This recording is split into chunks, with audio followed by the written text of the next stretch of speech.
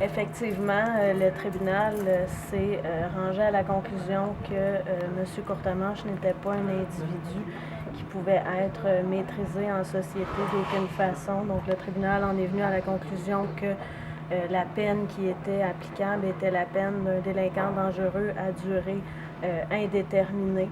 Ce qui fait en sorte que M.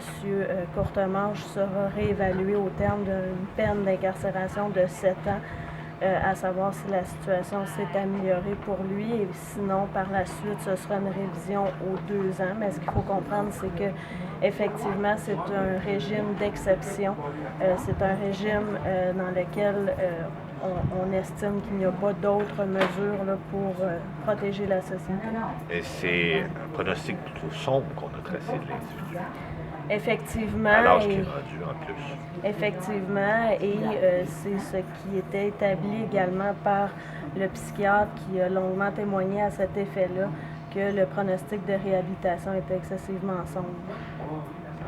Et on a vu la victime aussi éclater en sanglots parce que on a toujours dit, on pensait que ça s'adressait à des individus pour des gestes à caractère sexuel, des crimes à caractère sexuel. C'est pas uniquement le cas.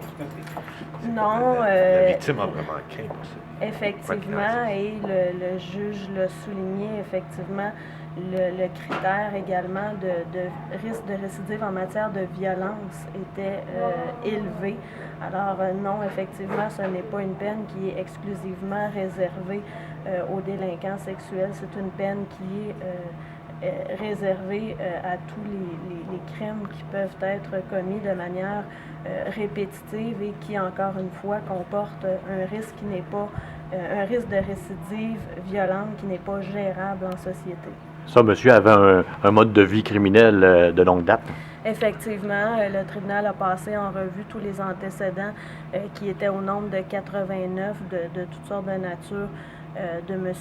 Courtemanche, et effectivement, de par la revue des antécédents, on peut évidemment conclure qu'il y a une répétition des actes.